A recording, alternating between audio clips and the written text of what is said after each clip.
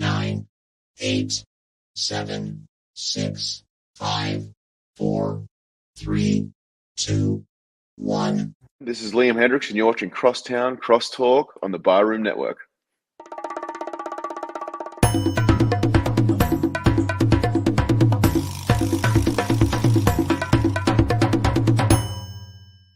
Some may find the following disturbing. Discretion is advised. Every summer in Chicago, the sunshine spotlights the city's spectacular skyline. Its luxurious lakeshore, marvelous monuments, and the over 200 neighborhoods in the city. And it also brings to light two of the greatest sports franchises in the world. On the north side, it's the Cubs. On the south side, it's the White Sox. This is Crosstown Crosstalk.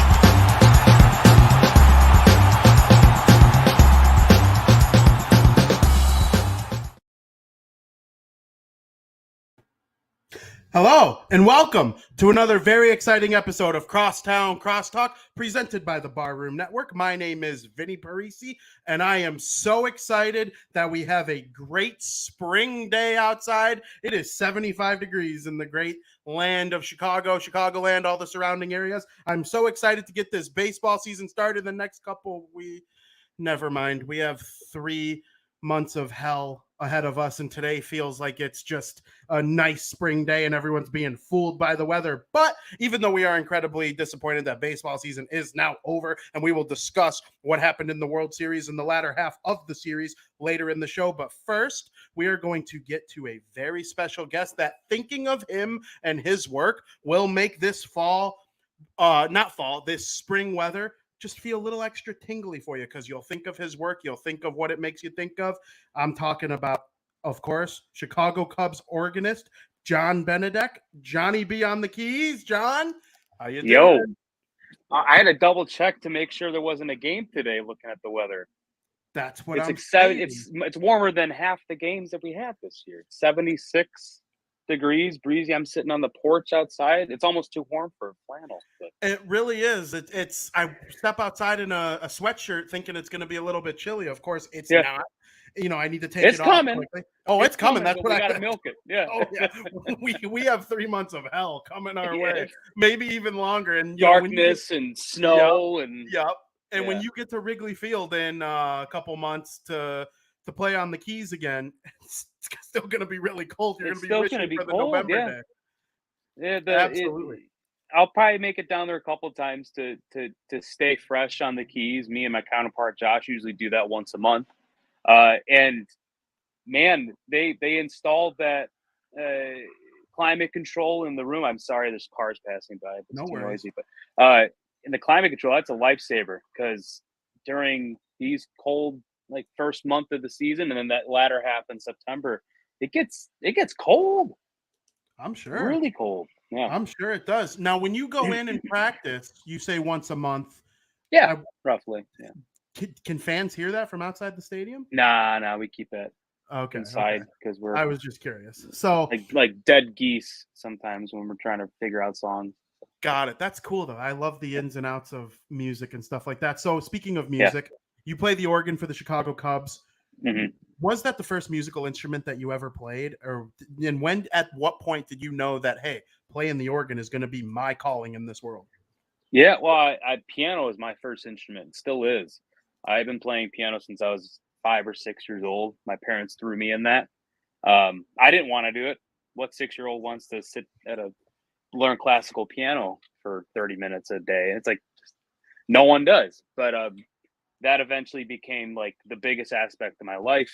And quickly I developed my ear through that, rather than just reading music. I learned to do that and improvise and write music. And in college, I went to school for broadcasting, ended up getting a degree in that and more on the production side, and started working for a guy in Lake in the Hills, Stu McVicker. He does the Club 400 podcast, and that was my show. I was producing that, and he happens to have an organ from Wrigley in his basement that he would have at these events when he has players and people over. And no one was playing it. So I'm like, okay, I'm a piano player. I could probably make this work. So organ came much, much later in my life. And when I started to gain an understanding of the timing of the game, I did a little bit when I was at Western school. I had a little keyboard I would do for the baseball games there. So that's how I kind of understood the timing of the game. And the Cubs ended up reaching out to me after someone put my hat in the ring back when Gary retired. And one thing led to another, and here we are. That's awesome. I love that story. Started with the piano, moved on to the organ. That's really cool. Yeah. And obviously it makes sense, that type of transition. Now, I grew up in a house where me and my brother played sports our whole lives, but our dad, he was a sports fan, but his number one love was music. He played in a rock band all throughout our childhood into our 20s.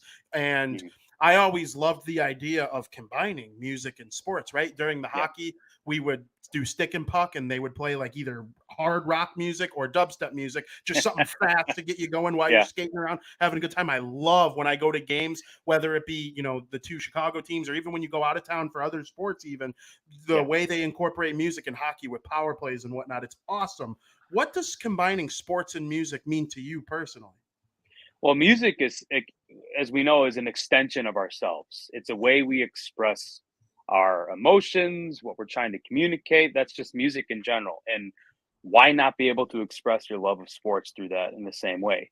And I like to think that the Organist, whether you're at United Center or at Wrigley or even on the South Side, the Organist is the cheerleader.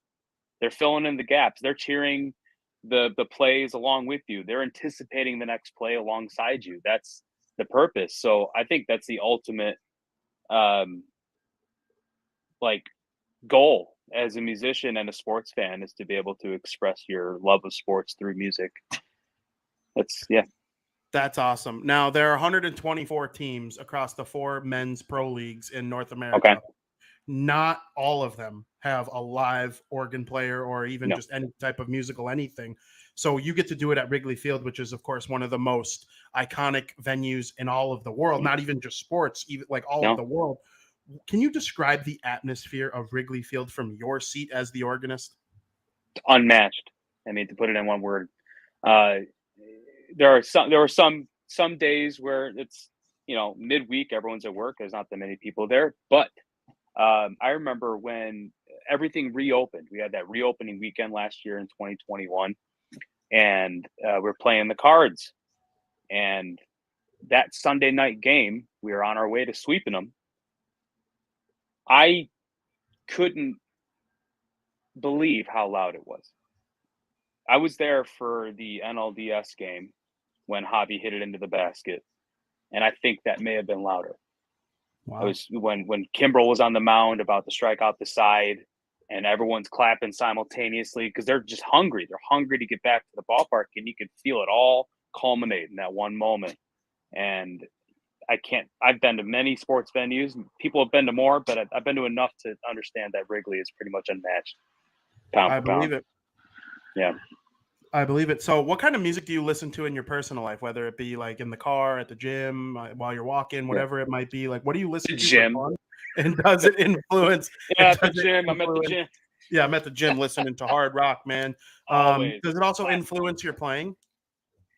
Yes and yes. I listen to, Dan, I'm all over the map. I hate saying that because it's like, it's a cop out. But like it's honestly true. If you go on my Spotify playlist, I got country, I have symphonies from Dvorak's Ninth Symphony down to Beethoven. I love this. It just depends on my mood. It depends on the time. Since car rides are like my only chance throughout the day to be quiet, I don't listen to music much in the car. But when I'm sitting at home, if I'm working, I'll play some instrumental stuff. I love bluegrass, the intricacy and simplicity at the same time, where there's a lot of strumming. I think that's so cool. I love good old Chicago blues. Love Clapton. Modern alternative stuff. It's interesting to hear how people work synthesizers and alternators and all these cool things. Arpeggiators, alternators. I was looking at my car.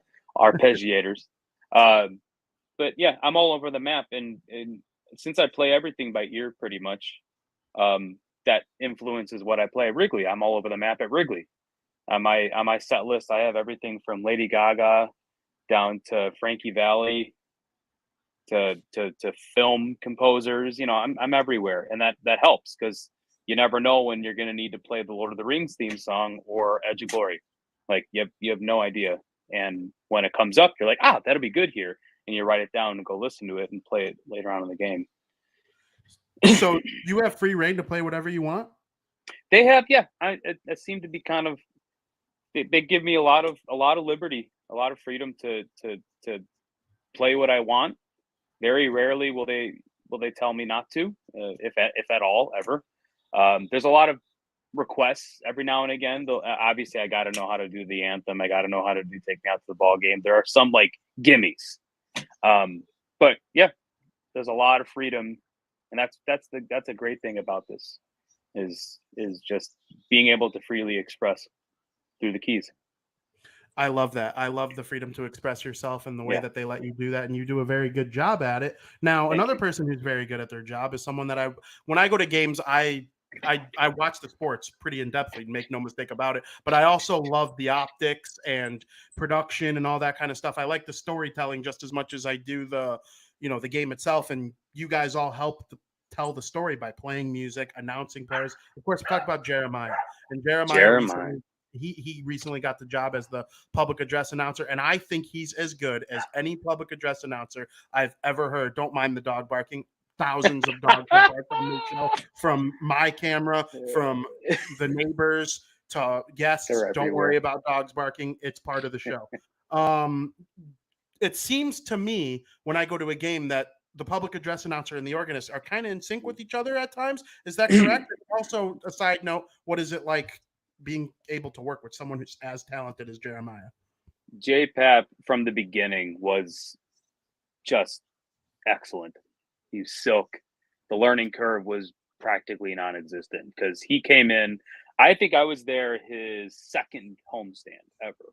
The first homestand, I think Josh Langhoff was on the keys for that first one. But then when I came in, shook his hand, introduced myself, you would think he's been in the league for a decade. Because he's there hours before first pitch. I'm there 2 hours because I have to be. This guy is there, at least 30 minutes before I get there, looking over scripts, making sure that the names are pronounced correctly and inflections are right, making sure his timing is on point. He takes his job as seriously and as professionally as it gets. And he's also just a ridiculously nice guy. Extremely humble, extremely down to earth. You can talk to him. He knows how to turn off that persona, and you sit and talk with him and you'd be like, oh, he's a person. And that's what you want. That's what you want is, there's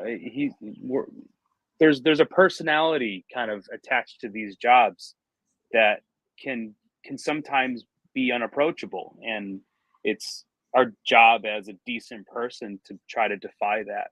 Try to defy the personality aspect, to just be able to converse with people and be around them. And he does it so seamlessly because he's just a genuinely nice guy. That's awesome. Now, yeah. We live in a great sports town. There are 5-6 sports teams for men, and then the Chicago Sky are wonderful as well. Like the sports teams in this town are awesome. Did you grow up a Cubs fan? Are there other sports that you like to follow, watch along, players across leagues that you like? Like, what's going on? Where's your Cubs fandom? Cubs is number one, always has been. My parents raised me right. They gave me that taste. I remember me and my dad used to listen to the OG Pat and Ron. So Ron Santo on AM. We listen to radio more than TV because we just love Pat Hughes. Everybody does. And now I get to work like right next to him. I think that's so cool. Back in the 07, 08 days, I watched a little bit in the 03. I kind of remember. I was kind of 9 years old. You like baseball. You're not grasping the gravity of 2003. Yeah. I don't think even now I probably couldn't. I understand what happened, but like the downfall of 04 was when I started to get into it a little bit. With Matt Clement, I loved his goatee. 07, 08 when we came so close, but those Padres and those Dodgers. And then it really started getting into it, into my teens and understanding, and like baseball's everything. But man, the Stanley Cup era hockey, Blackhawks. Like I watched every game in 13, 14, 15, even 16. I still watch as many games as I can. Basketball, everybody loves D Rose. I love Kirk Heinrich. Chicago sports is we're spoiled, man. We're so spoiled to have all these great historical franchises and great fan bases.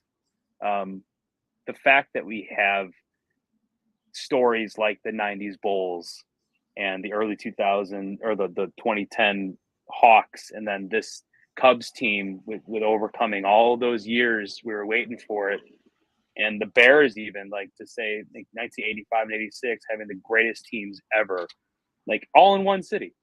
No one, not even New York, can say that. It's wild. Yeah, I mean, the dynasties that have come out of this town are awesome. Yeah. I just wish they were a little more consistent at staying good, but that's a story for that's part day. Of the fun, though. That's part of the fun, like people always talk and they get mad about, bad calls by refs or umps or anybody in these sports. I'm like, well, if you take the human aspect out of sports, where's the fun? You got to make it human. You got to be able to have your highs and lows. Otherwise, everything's high and then it just feels numb.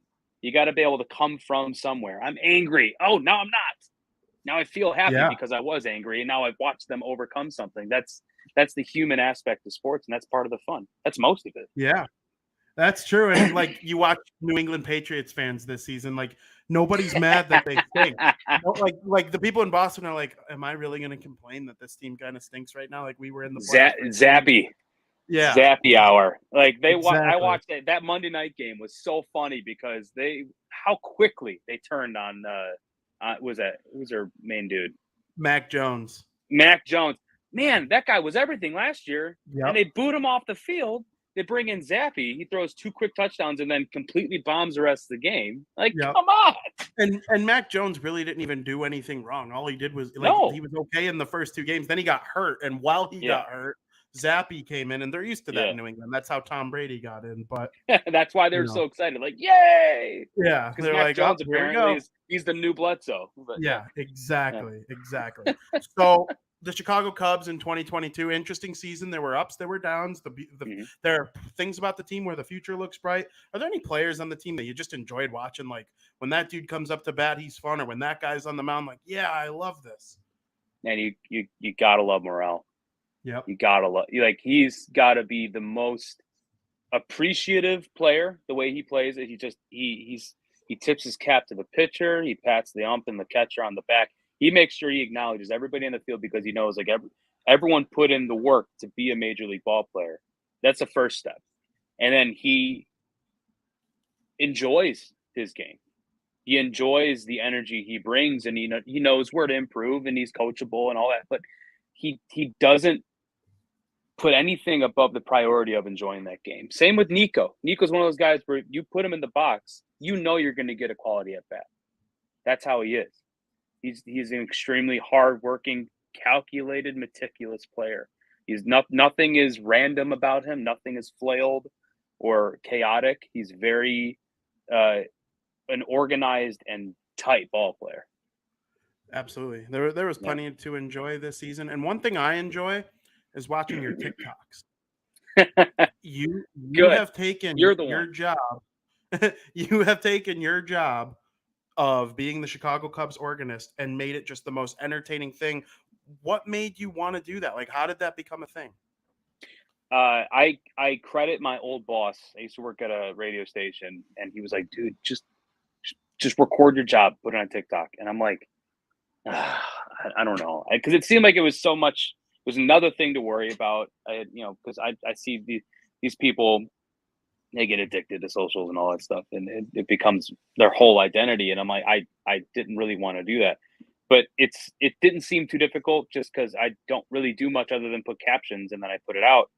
And that first weekend, I think it exploded. Like I didn't realize how entertained people would be by simply pushing record and putting it next to the organ. I'm like, okay, fine. We'll just keep doing this a few times a week. We'll record parts of the game and I'll put them out throughout the season. And for the last couple of years, people like it. And I'm glad people like it. I'm glad people like it too, because that's something that just resonates with me with sports is the organ. I mean, like Wrigley Field has always, you can hear the organ from like down the street, and that's how you Yeah. know the Cubs are in town. Like they're playing. Even the White Sox had Nancy Foss do it for a long time, and she was Yeah. brilliant. And they don't Yeah, have it anymore. Kind of like takes away from it. It's all a pre-recording. Like they push a button now. You still get the feeling of the organ. And like Madison Square Garden has a great organ for the New Yep. York Rangers. I don't know if they do it for the Knicks, but I know the Rangers do really well. So like I think there's something to that, and it's got to be exciting for you that it resonates with so many people, young and old, that this is still a big part of baseball. Yeah, and it started at Wrigley. Back in the 40s, that was the Frank Nelson, I think his name is Frank Nelson, and then turned to Frank Pellico, Ray Nelson, Frank Pellico. Ray Nelson was the first. Frank Pellico back in the 80s, and then Gary took over until 2019, and it's just been consistent at Wrigley. That's where it all began. And Nancy Faust, man, she's the standard. She inspires me and Josh both, and what's his name down? Matthew Kaminsky. He's a local boy, but he does it down at the Braves, and he's the guy who everybody talks about. Who I derived my messing with players' names bit. That's what he does. He does everybody. I only do 4 or 5, if maybe 6 on the team, and pick one. But he does everybody on that roster. He has a song for, and sometimes even has more than one for that player, whether it's that next game in the series or like the next at bat. He is so ridiculously good at what he does down there. That's awesome. I never even really put 2 and 2 together. Has a player ever come up to you and been like, John, really? That song? No.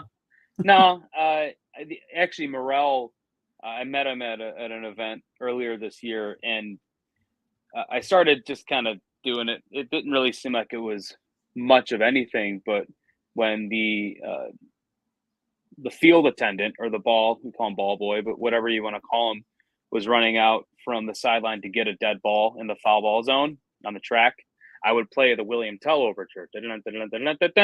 And Morel noticed that. He's like, that's funny. And I'm like, I've never had anybody really approach me about that. But I was touched, because I take my jokes kind of seriously. We're like, I put some thought into it, and now I apply it. And it was it's like a comedian. You take a risk with a joke, and when someone responds to it, it makes you feel good about it. It's kind of an affirmation.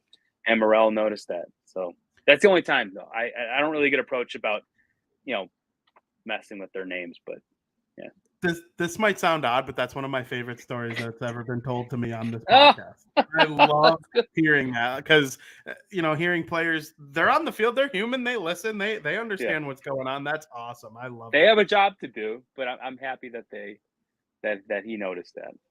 Absolutely. So you're involved with the Cubs and playing the organ, and you're great at what you do, but tell me really quick, what do you like to do for fun that's outside of music and sports? What makes John Benedeck go? What's your favorite thing to do for a hobby, or maybe it's an extension of music or sports or something, but what do you like to do for fun?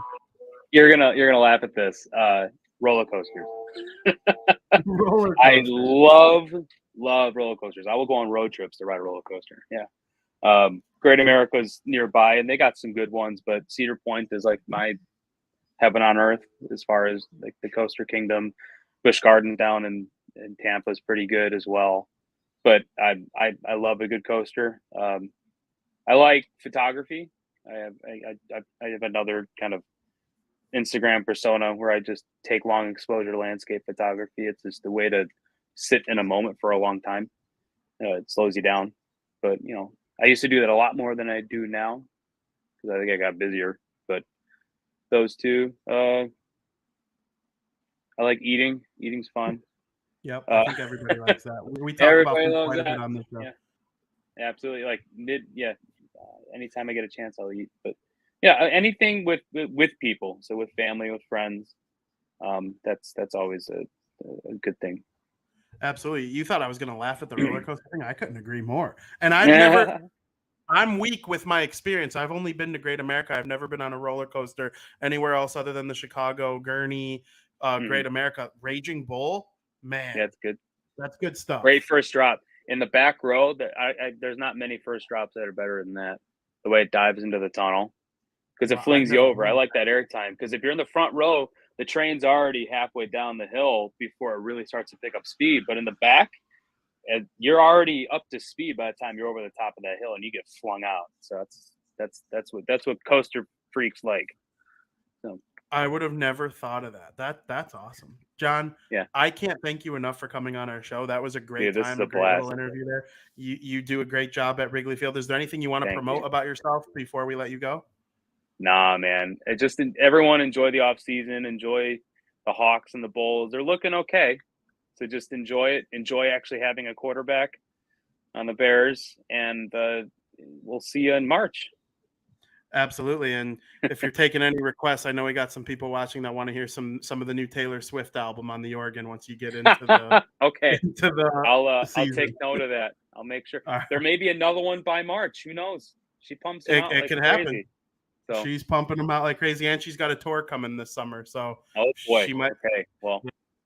Okay. That's going to be a common request if someone comes up to you. They're going to be like, John, Taylor's coming to town June 6th, I think it is. You know, where she's going to be here, be playing that at Wrigley Field. Oh, well, all right, fine. That's awesome.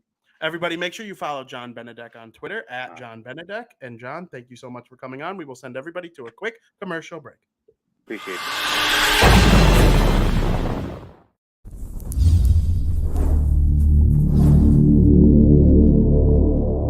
You got to be accountable to yourself. You got to be fair to yourself and say, hey, you know, I screwed up here, and this is where I got to get better.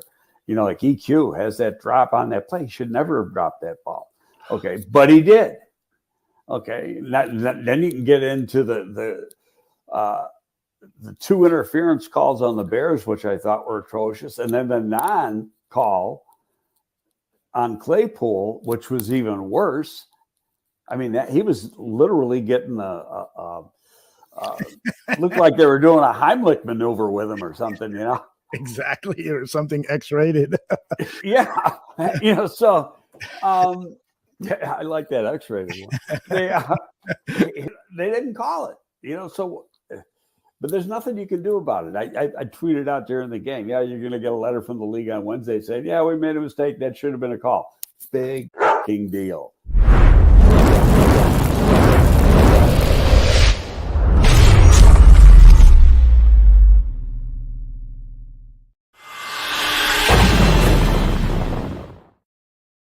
Johnny B on the keys. We can't thank you enough for coming on our show. John Benedeck, make sure you're following him on Twitter. And when you go to the Cubs game next year and you hear him,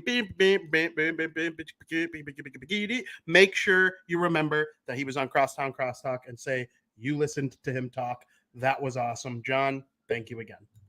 Since our last show, the Houston Astros won the World Series for the first time since 2012. It is their second 2012. I lied. 2017. It is their second World Series title in 4 appearances since 2017. They have been in the ALCS every single year since then. There are people using the D word. I don't think they're a dynasty.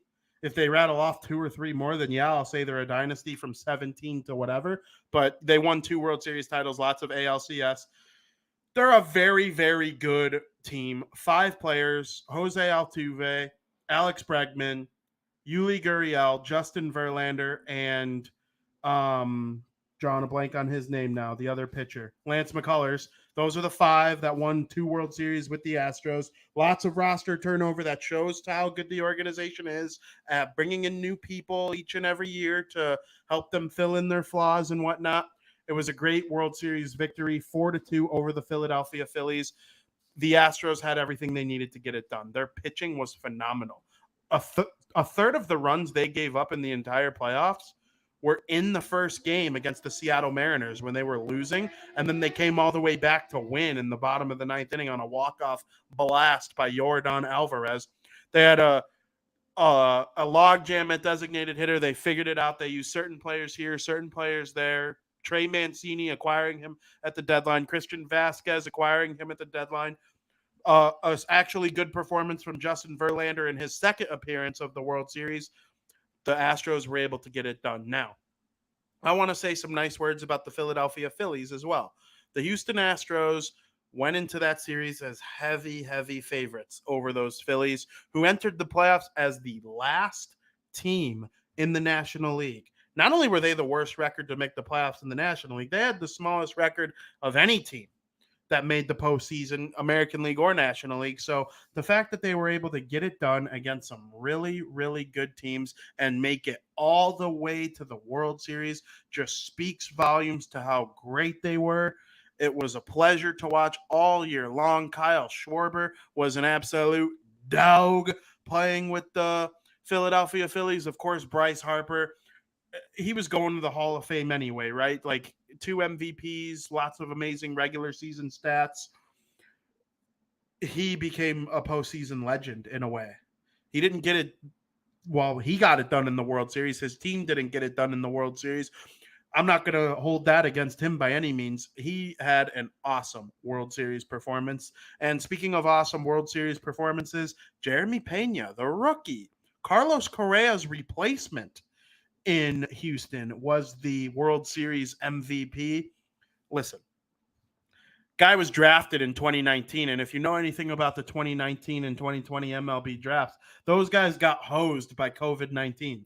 They had to have a very unusual path to the major leagues. I think of guys like Adley Rutschman, like Andrew Vaughn, like Jeremy Pena, who made his way with the Houston Astros, and he is now one of the best shortstops in the league. I believe he won the Gold Glove for shortstop, and his former shortstop of Houston, Carlos Correa, finished right behind him. You know, it was a nominee for the Gold Glove at shortstop in the American League. Pena was outstanding in this World Series. He deserves to be the World Series MVP, and stuff like that is why the Houston Astros continuously find their way in the ALCS at minimum, is because when they lose George Springer, they replace him with Yordan Alvarez or Tucker or, you know, guys that weren't there before Springer arrived. Oh, Garrett Cole, he leaves. What happens?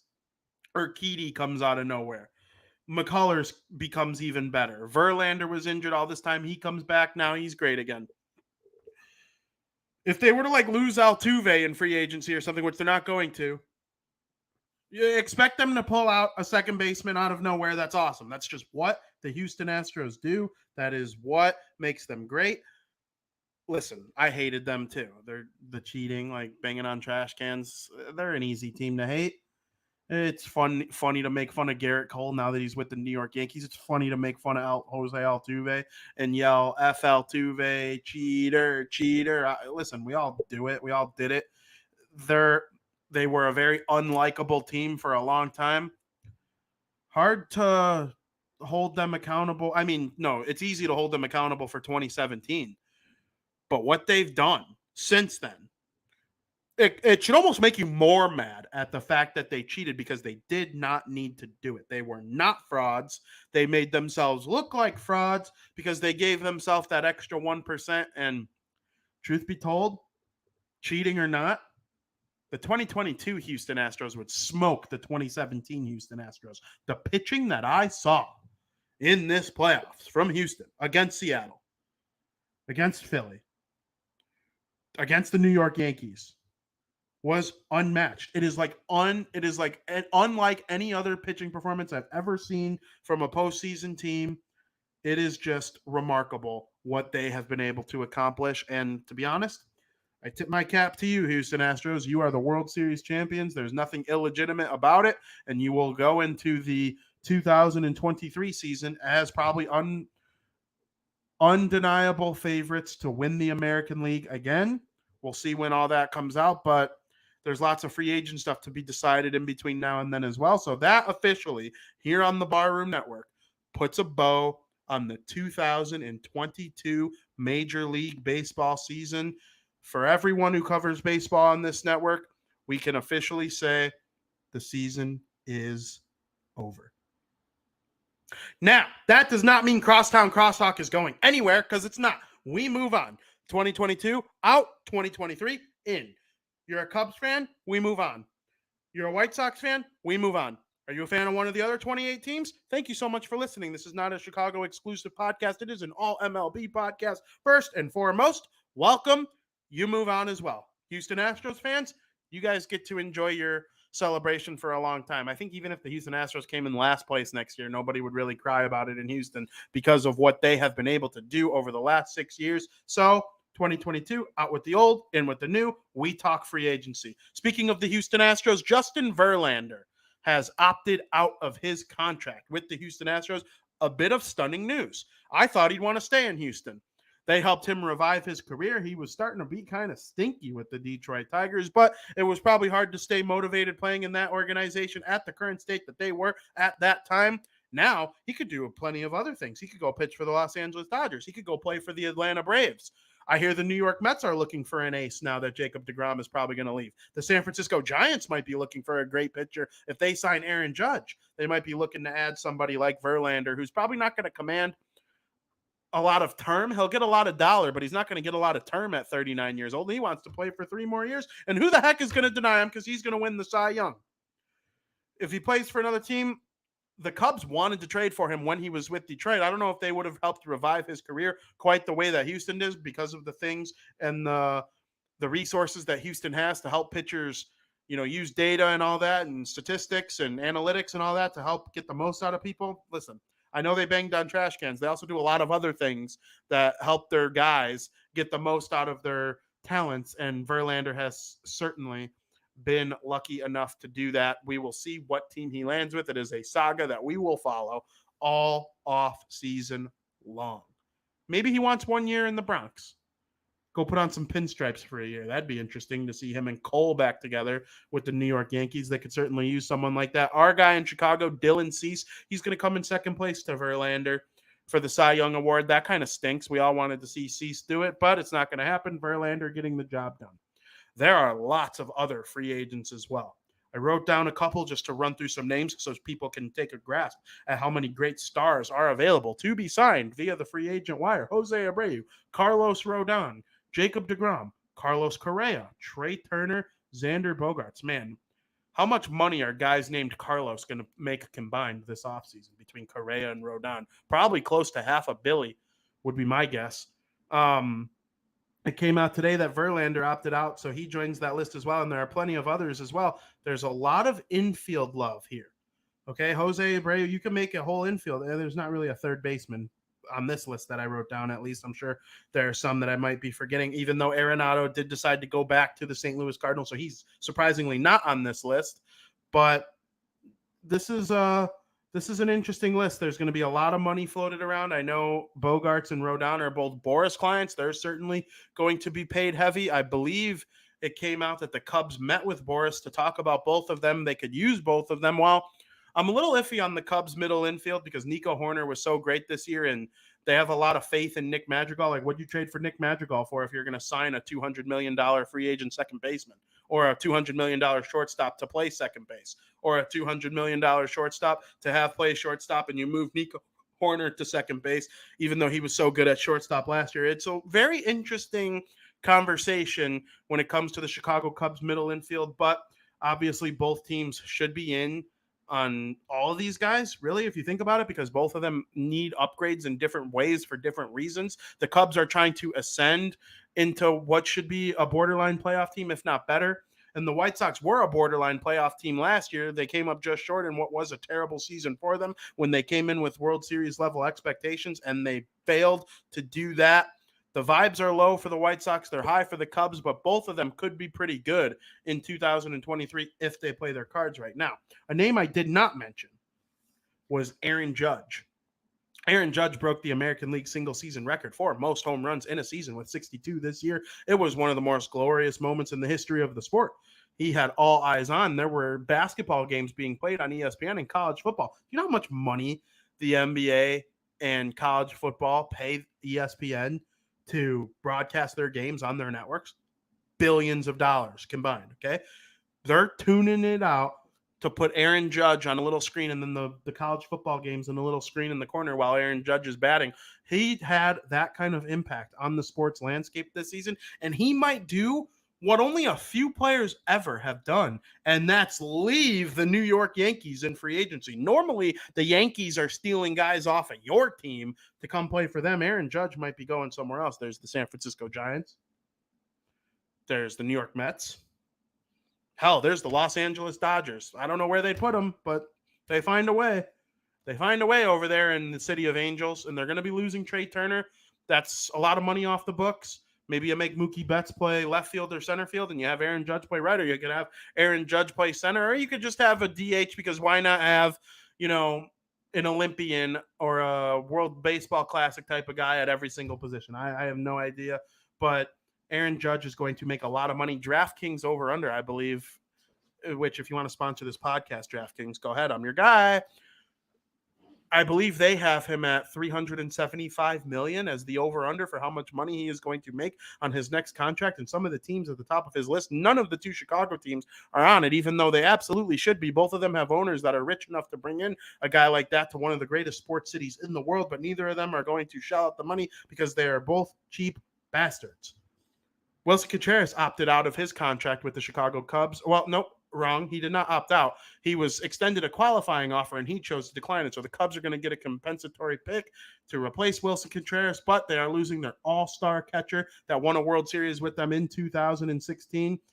It's tough news for the Cubs. I mean, the pick that they're getting for him, not good enough. You could have traded him at the deadline. You made him do his little farewell tour where he's crying in the dugout with Ian Happ, and he thought he was gone. You made him go through hell during that week, and then you ultimately don't trade him. So he had to show up to Wrigley Field to play again after the waterworks the following Friday. It was just a very, very weird situation for the Chicago Cubs. It doesn't seem like they were very fluid with Contreras and what they were going to do. He seemed like he actually thought he was going to get moved, and then he didn't get moved. So that just tells me that the Cubs didn't do their due diligence when it comes to letting Contreras know, hey, your name is out there to be moved, but it is not a lock that you're gone. We'll deal with whatever happens when it happens. I think that would have made things easier on him, but they chose not to.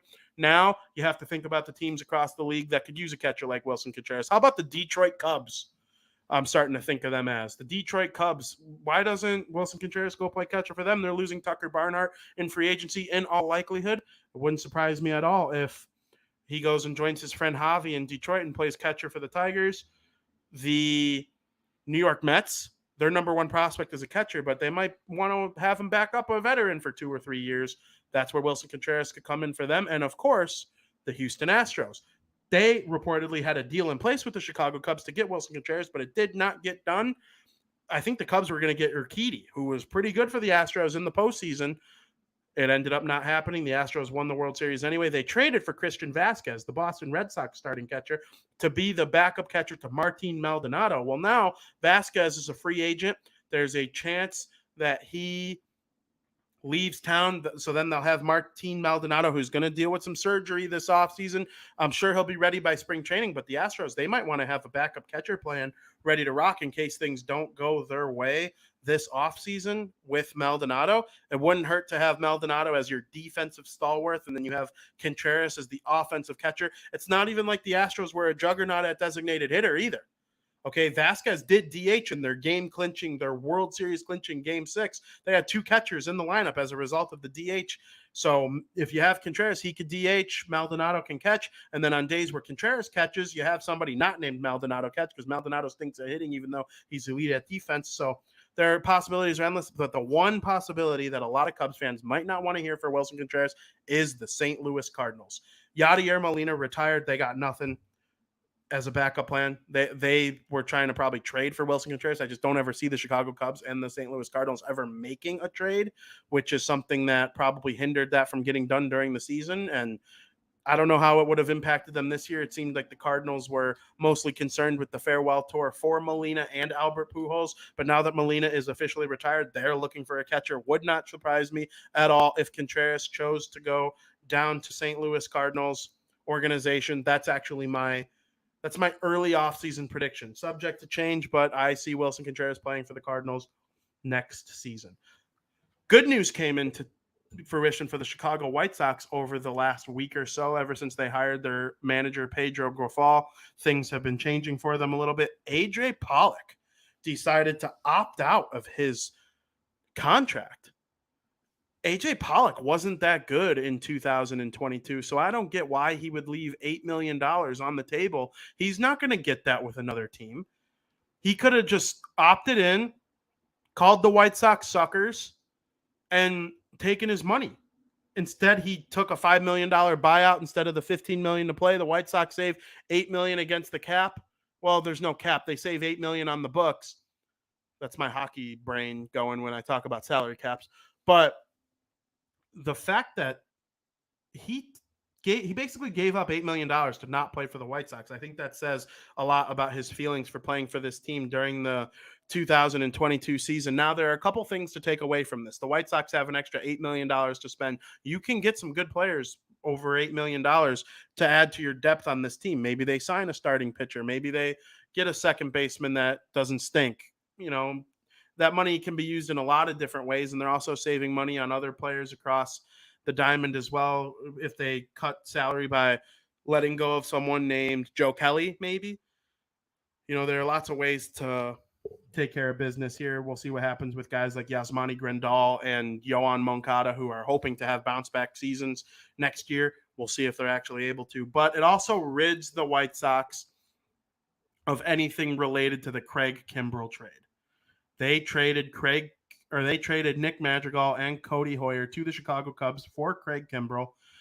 Madrigal kind of stinks. I mean, he's good, but he's not anything that I'm like crying about losing. Cody Hoyer has a chance to be a really good relief pitcher for the Chicago Cubs starting in 2023, though.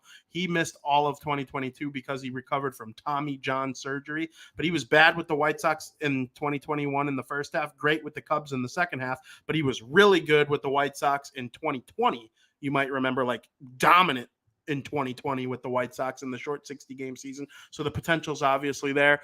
Then you get Craig Kimbrell. He comes to the South Side. He had a 0.5 ERA with the Cubs in the first half of the 2021 season. He was awesome. He was in the All-Star game. He literally looked like the best reliever in the game at that point in time. Then he comes over to the White Sox, and he was brutal. Now, I think Tony La Russa used him wrong. Liam Hendricks remained the closer, and Craig Kimbrell was pitching in the 8th inning. If you're a closer and you've been a closer for 15 years, you are used to getting those final 3 outs, the 3 hardest outs in the game. It just wasn't working for Kimbrell in any other inning besides the 9th, and that was the downfall of Kimbrell and, in a lot of ways, the White Sox in 2021. So they come into 22. During the lockout, we never know what's going to happen with Craig Kimbrell. The second the lockout ends, within a couple days, we find out that the White Sox traded Craig Kimbrell to the Los Angeles Dodgers in exchange for A.J. Pollock. A.J. Pollock, mediocre year. Craig Kimbrell, disaster for the Dodgers for the most part. Both teams kind of lost that trade. But now that A.J. Pollock has opted out of his contract with the White Sox, it is all but dead. The Craig Kimbrell trade, rest in peace. The Chicago Cubs have pretty good vibes going into the offseason, I would say. There are a lot of people expecting them to spend a little bit of money, probably be a slightly improved team in 2023. We'll see if they're able to make the postseason in a National League that has some really good teams. I mean, the final wildcard team made it to the World Series. And one of the other wildcard teams, the San Diego Padres, were the team that the Phillies played in the NLCS. So lots of depth in the National League. It's going to be hard. It's going to be a tough year for everyone except for the Dodgers. And but they're going to go in believing they have a chance, I would think. The St. Louis Cardinals, Milwaukee Brewers will still be there in the NL Central Division, but it's not getting better. If anything, it's staying stag, which is something that the Chicago Cubs might be able to take advantage of, if not yet next year, the year after. As for the White Sox, the Cleveland Guardians won the division in somewhat shocking fashion. The White Sox went 81-81 in a year where they played terribly. The fact that they were 81-81 is honestly shocking. They were so bad at certain points in the season, but we come into this offseason hoping that the vibes change a little bit, because right now they are not good. This team needs to do something to reel this fan base back in and believe in them once again. As of right now, the rebuild looked like it was working really well. They were outstanding. They were one of the 5 best teams in the league in 2020 and 2021. They came into 2022. It was easy to get ahead of themselves. They need their core players. In addition to making good decisions in the offseason with signings and trades and whatnot, the most important thing is getting the core players back to where they were. A lot of the reason they were a top 5 team for those 2 years was because Eloy Jimenez was hitting baseballs to Pluto with regularity, because Luis Robert was healthy and looking like a top 5 player in the game regularly. Jose Abreu winning MVPs. Yohan Moncada looking like a really good player. The pitching staff was outstanding. We need a bounce back year from Lucas Giolito. Dylan Cease needs to keep it up. Michael Kopech needs to keep it up. I'd like to see more consistency from Lance Lynn. Dallas Keuchel's no longer there. Tony La Russa's no longer there. There are ways for this team to bounce back in 2023.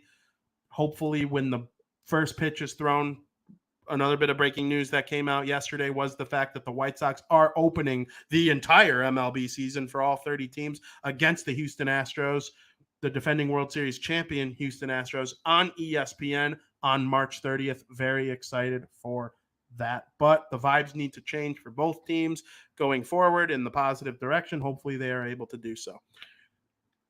Today is a very special day in my life. It is my 1-year dating anniversary with my girlfriend, Katie, and I just wanted to give you a massive shout out and tell you how much I love you, and I'm very excited to have you along this ride with me and supporting Crosstown Crosstalk, supporting the Barroom Network, and supporting everything that I do with my sports covering journey. It's not easy. There are games on all the time. It could get annoying after a while. I know nobody is there for me more than you, and I am so happy that you put up with me, because I love you very much.